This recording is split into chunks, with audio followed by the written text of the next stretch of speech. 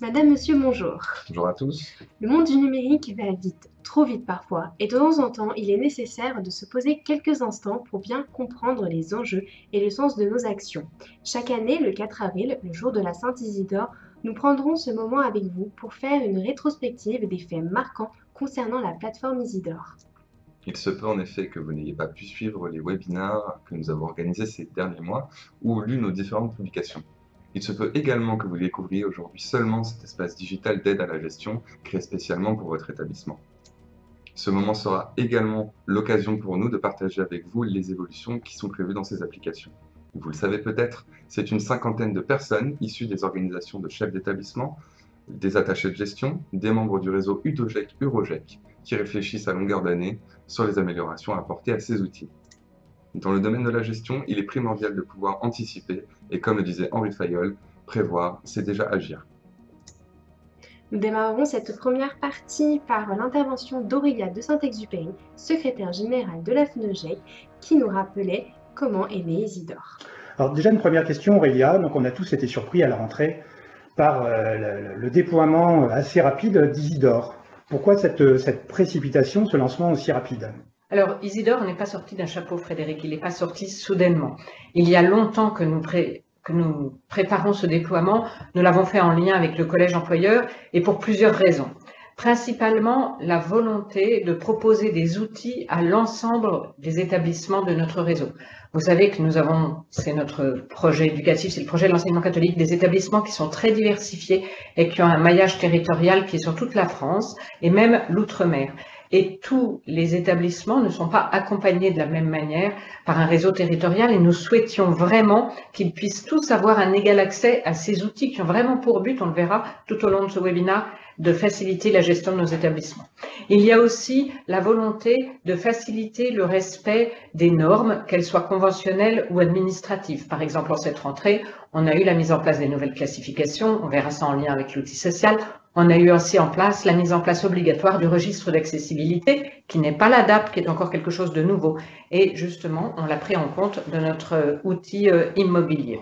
Alors, ce nom, nous l'avons cherché. En fait, nous voulions, comme vous venez de le dire, Frédéric, que tous ces outils soient bien hébergés sur une plateforme commune et à laquelle il soit extrêmement facile d'accéder où qu'on soit sur le territoire, que ce soit en France métropolitaine ou dans les collectivités d'outre-mer. Et on a donc cherché un lien qui soit facilement accessible pour ne pas multiplier les codes par le portail Gabriel. Donc on cherchait un nom qui sonne bien avec Gabriel, pourquoi pas un nom de saint, et du coup on a trouvé Isidore qui fait référence à Isidore de Séville, le saint patron des informaticiens et des bases de données, même si Isidore n'existait certainement pas au moment de l'informatique. On était assez contents du nom qu'on avait trouvé. En plus, il se trouve que ce nom sonne bien dans une époque où on parle beaucoup le franglais et où le langage technicisé est souvent emprunté de mots anglais, parce que Isidore peut se lire également en anglais Isidore, car effectivement nous mettons tout en œuvre pour que l'accès à votre espace digital soit le plus simple possible. Le déploiement d'Isidore s'est en effet intensifié depuis la rentrée afin de permettre à l'ensemble des établissements scolaires de bénéficier de la richesse de ces applications, qu'ils soient en métropole ou en outre-mer, qu'ils soient de petite taille ou un ensemble scolaire, qu'ils soient implantés dans un territoire où l'enseignement catholique est bien présent ou pas. Au cours de cette même intervention, Frédéric Hu, responsable du système d'information de la FNOGEC, rappelait les modalités d'accès à Isidore. Comment vous procurer ces identifiants, ces mots de passe? Alors plusieurs solutions. Si vous êtes un chef d'établissement, vous pouvez utiliser donc depuis la rentrée votre code Gabriel, celui qui vous permet de rentrer dans Ange 1D ou dans Ange 2D. Donc normalement, il doit vous permettre de rentrer donc sur l'espace Isidore de votre établissement. Si vous êtes un président d'OGEC, vous pouvez vous adresser à votre UDOGEC ou à votre UROGEC et comme ça, ils vous donneront les codes. Autre moment phare de la rentrée, la mise en place du registre public d'accessibilité rendu obligatoire depuis le 30 septembre 2017 pour tous les établissements accueillant du public. Sophie Pouvreau, en charge de l'application immobilier, nous expliquait comment le mettre en place. Bonjour à tous, bienvenue à ce troisième webinaire organisé par la FNOGEC sur la thématique du registre public d'accessibilité, comment vous conformer à vos obligations, créé donc spécifiquement pour les établissements catholiques d'enseignement. Alors, ce modèle va vous permettre de personnaliser votre registre public d'accessibilité selon la situation de votre ROGEC et de votre établissement. Il est disponible gratuitement via l'application immobilier de la FNOGEC. Il est très facile à remplir et très rapide. Il va vous permettre aussi d'archiver l'ensemble des documents et des pièces administratives relatives à l'accessibilité. Cette bibliothèque numérique existe de toute façon sur l'application immobilier de la FNOGEC. Là va être créée une sous-rubrique registre public d'accessibilité où vous pourrez joindre l'ensemble des pièces administratives nécessaires et surtout obligatoires à la mise en place de votre registre. Si vous souhaitez mettre en place ce registre, nous vous invitons à revoir ce webinaire, accessible depuis le site de la FNOGEC, qui vous expliquera la démarche complète, agrémentée de démonstration. Un autre fait marquant évoqué en septembre dernier par Jean-René Lemeur, responsable du pôle social de la FNOGEC, est celui de la présentation de la calculette prévoyance qui permet d'harmoniser les pratiques pour l'ensemble des assureurs. Une grosse inquiétude pour les producteurs de paye que vous êtes, c'est l'articulation entre le paiement de l'organisme de prévoyance et le versement à date de paye pour les salariés. Pour pallier ces difficultés de calcul que nous avons sur l'ensemble du territoire, quel que soit l'organisme de prévoyance, quel que soit l'éditeur de paye, quel que soit le producteur de paye, c'est de créer une calculette, et je vois que certains d'entre vous parlent déjà de calculette. Nous nous engageons à produire un outil de calcul partagé pour les éditeurs de paye, les assureurs et les établissements courant 2018 avec comme idéal une projection en janvier 2018. Donc calcul des droits en termes de maintien de salaire et montant de cette indemnisation. Donc notre objectif est de créer une notification de droits pour les salariés. Aujourd'hui, cette calculette est accessible depuis l'application sociale, hébergée sur la plateforme Isidore, et commence à être intégrée par les logiciels de paye de notre secteur d'activité. Autre moment fort du premier semestre, c'est la présentation de la nouvelle version d'Indice par Fabienne Riom, chef de projet des applications de gestion intégrées à Isidore. Et c'est surtout un outil de gestion individuelle qui est important pour mieux juger de la santé financière de son établissement. Et c'est la raison pour laquelle nous avons voulu déployer ce webinaire aujourd'hui. Sur la diapo suivante, parce que même si Indice n'est pas forcément nouveau, parce qu'il y a plus de 12 ans, il y a quand même eu des changements importants, il me semble, cette année. Alors, il y a eu énormément de changements et effectivement, on va passer à la diapo suivante.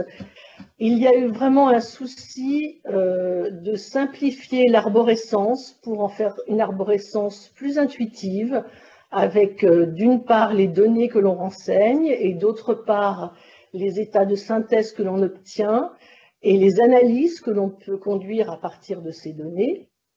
La deuxième transformation très importante, et c'est celle dont on parlait lors de la diapositive précédente, c'est celle de l'intégration de la nouvelle nomenclature comptable telle qu'elle a été présentée par Caroline Vonnerberg aux différents territoires en début d'année dernière.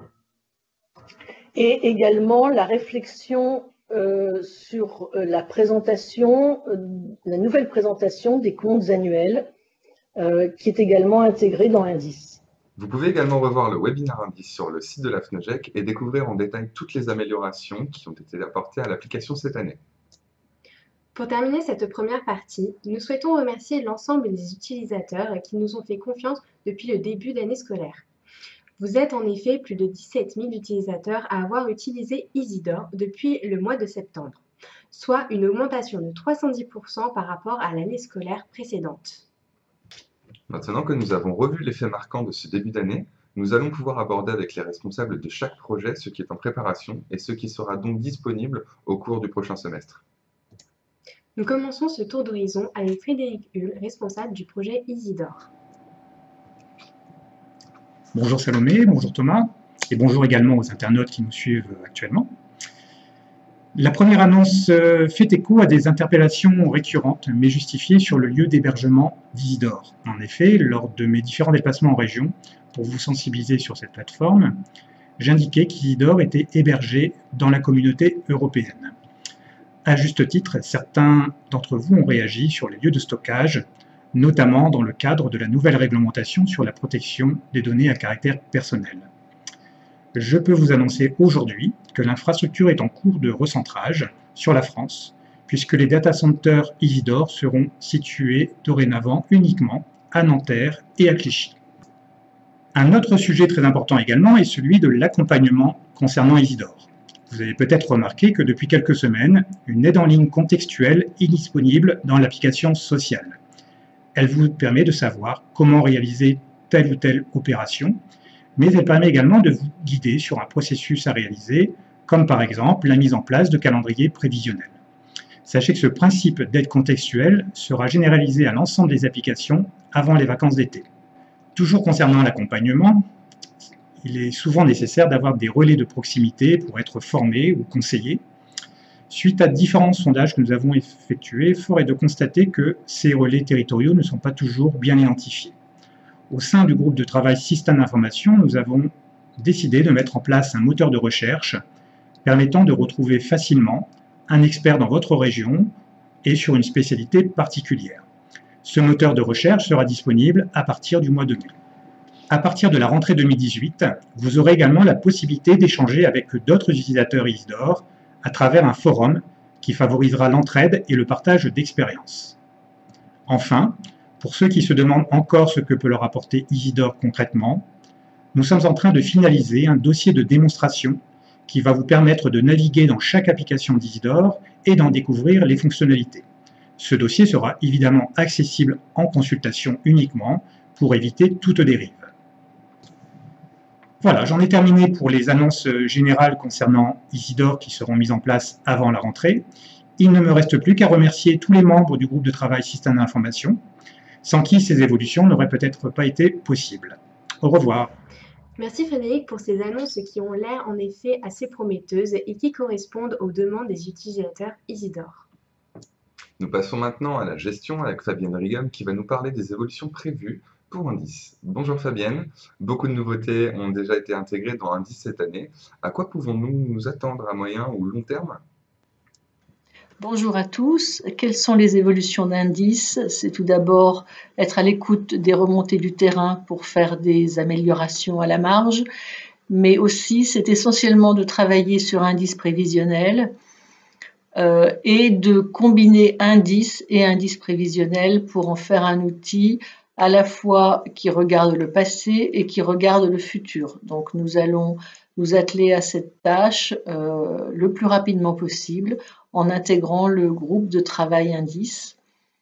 La deuxième piste, c'est de travailler avec l'outil pilotage et de mettre à jour le référentiel de gestion qui contient les bonnes pratiques de gestion en matière de gestion, en récapitulant toutes les questions qui peuvent se poser et en y apportant une réponse. Merci, au revoir. Merci Fabienne et au groupe de travail Indice qui ne cesse d'améliorer les applications de gestion depuis 11 ans et qui nous offre une autre façon de voir la gestion dans les établissements que l'on pourrait qualifier de gestion connectée. En matière de gestion, l'immobilier est un outil pédagogique indispensable à nos établissements. Un groupe technique dédié aux locaux scolaires est chargé de vous aider à le préserver. Le GTALS, car c'est ainsi qu'il se nomme, est animé par Sophie Pouvreau. Elle va nous parler des projets en cours dans l'application immobilier Isidore. L'application immobilier est une application toute récente puisqu'elle remonte à la rentrée 2016 et donc nécessairement elle va être amenée à évoluer en fonction des besoins et des attentes des utilisateurs. À titre d'exemple, cette année, nous avons mis en place un modèle de registre public d'accessibilité pour permettre aux établissements de se conformer à leurs obligations, de mettre en place un tel registre dès octobre 2017. Il s'agissait en fait de compléter un modèle en version PDF modifiable, d'y joindre les pièces et éventuellement de sécuriser la diffusion en se transformant en PDF non modifiable. Sur cet exemple, nous prévoyons de mettre en place l'an prochain un registre de sécurité des aires de jeu et des équipements sportifs. Donc, dans le cadre des travaux du groupe technique locaux-scolaires, auquel participent différents représentants des UDOGEC, UROGEC, ainsi que des techniciens du bâtiment, bureaux d'études, référents immobiliers des territoires, nous allons mettre en place donc un tel registre des aires de jeu et des équipements sportifs, toujours mis en place sous la forme d'un PDF remplissable et modifiable, et qui sera abrité donc dans l'application Immobilier. Toujours dans la poursuite des travaux et des évolutions de cette application, nous prévoyons de multiplier les fiches pratiques contenues dans cette application, notamment en ce qui concerne les équipements de sécurité, mais également de nouvelles fiches pratiques verront le jour en fonction des évolutions légales et réglementaires auxquelles seront contraints les établissements scolaires. Le GTLS, donc groupe technique locaux-scolaires de la FNOGEC, travaille régulièrement à l'élaboration de telles fiches qui sont diffusées actuellement via le site de la FNOGEC, mais également répertoriées dans l'application Immobilier. Merci Sophie pour ces précisions qui nous permettent d'avoir une idée plus claire des améliorations que les établissements pourront retrouver prochainement. On passe maintenant la parole à Alexandre Chrétien, en charge des outils RH, qui va nous parler de la vision de son groupe de travail sur les questions liées à la gestion des ressources humaines. Bonjour à tous, bienvenue dans mon bureau. Alors on peut dire que l'application sociale connaît un véritable succès puisque 2450 EGEC l'ont utilisé, ce qui représente la moitié des EGEC sur le territoire national. Donc, nous ne nous attendions pas à de tels chiffres, c'est très positif et on remercie vivement les personnes qui ont participé au déploiement de l'application en organisant des sessions de formation, en relayant les informations sur les territoires. Leur rôle a été primordial. Alors nous développons actuellement différentes fonctionnalités permettant à la fois de sécuriser les pratiques tout en allégeant les contraintes. Je pense notamment à un système de notification, c'est-à-dire à prévenir le chef d'établissement par alerte les événements qui entourent la relation de travail et qui sont rythmés dans le temps, par exemple les examens périodiques obligatoires en matière de visite médicale, le suivi du temps de travail, les entretiens professionnels. Je pense aussi à la question de l'affiliation à la complémentaire santé, à la gestion des dispenses d'adhésion, qui peuvent entraîner des risques importants au niveau de l'URSSAF, donc ça peut être intéressant d'avoir des notifications et de pouvoir gérer cet aspect. Je pense aussi à la formation professionnelle, avec le suivi des engagements réciproques pour chaque action de formation, le suivi des entretiens professionnels, le bilan qui récapitule l'ensemble des entretiens professionnels. Donc ça, c'est des fonctionnalités que nous allons développer à court terme. À plus long terme, nous allons intégrer dans l'application sociale un module relations collectives de travail où on pourra trouver tout ce qui concerne la gestion des relations avec les instances représentatives du personnel. Nous avons notamment priorisé, étant donné la nouvelle réglementation avec l'entrée en vigueur du comité social et économique, nous allons établir un kit élection professionnelle puisqu'on sait que c'est souvent très chronophage et on risque des contentieux. Donc on va réaliser ce kit. Ensuite, on pourra intégrer le suivi des réunions avec le CSE, le suivi des convocations, le fait de prévoir un rétro-planning pour l'agenda social de l'établissement. Ensuite, nous irons dans un module ressources humaines. Le module ressources humaines va prendre corps en application d'une convention qui a été signée avec le ministère du Travail, donc l'EDEC numérique, avec Opcalia et sous l'égide de la commission paritaire. Donc, cela donnera lieu à l'intégration d'un module gestion des compétences dans l'application sociale. Merci Alexandre, tout cela a l'air très intéressant. Il faut peut-être rappeler que l'application sociale est pilotée par le collège employeur, tout comme l'application BDES. Nous terminons ce passage en revue par les évolutions programmées dans l'application Pilotage qui, vous le verrez, devient de plus en plus la pierre angulaire du dispositif Isidore. L'application Pilotage est sous la responsabilité d'Anne Barré, qui est également en charge des questions juridiques au sein du pôle gestion. Malheureusement, nous ne pourrons pas la joindre aujourd'hui et ferons donc appel à nouveau à Frédéric Hull, qui participe à l'évolution de cette application. En effet, comme nous vous l'avons annoncé dans une note d'information en février, la FNOGEC prépare un nouveau référentiel dédié à la protection des données intégré à Pilotage. Rebonjour. Alors, concernant l'application pilotage, je ne vous apprendrai rien en vous disant que notre secteur d'activité est un milieu extrêmement réglementé. Sachez que l'application pilotage permet d'aider chaque structure justement à se mettre en conformité par rapport à des obligations légales. Les évolutions en cours concernant pilotage vous permettront justement d'avoir une situation beaucoup plus visuelle, beaucoup plus claire de votre positionnement par rapport à ces différents référentiels, par l'ajout de tableaux de bord que nous avons rajoutés, donc avec des graphiques, donc des informations un peu plus intuitives, un peu plus visuelles. Autre amélioration qui est en cours, comme on vous l'indiquait, donc en février, un nouveau référentiel est actuellement ajouté sur la thématique de la protection des données, notamment la protection des données à caractère personnel. Donc c'est le fameux RGPD dont vous avez peut-être entendu parler. Donc un guide d'accompagnement est en cours de rédaction actuellement et sera déployé avec l'outil courant avril. Sachez que l'application est en cours de finalisation également et qu'il rentre en période de test là, dans quelques jours auprès d'un panel d'établissements qui a été sélectionné. Donc voilà ce que je pouvais vous dire à ce stade sur l'application pilotage et notamment le RGPD. Sachez également que le groupe de travail d'Anne Barré est en train de mettre en place également, d'enrichir chaque référentiel existant avec encore plus de modèles sur les différentes thématiques, la vie associative, la gestion, etc., etc. Et que tout ça donc, sera mis en ligne assez rapidement également, donc avant les vacances d'été. Voilà pour ce qui concerne l'application pilotage. À bientôt. Merci pour toutes ces précisions. Nous savons qu'il y a une énorme attente concernant le RGPD et nous vous rappelons que ce thème sera largement abordé lors de la prochaine journée gestion de la FNOGEC le 24 mai 2018.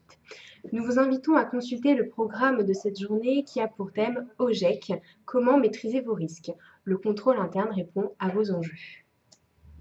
Nous arrivons au terme de ce flash d'informations consacré à Isidore. Nous espérons qu'il vous a éclairé sur les perspectives d'utilisation de cet espace numérique dédié à la gestion de vos établissements. Comme la tradition l'oblige, nous terminons ce flash par une météo nous indiquant le taux d'utilisation d'Isidore par région.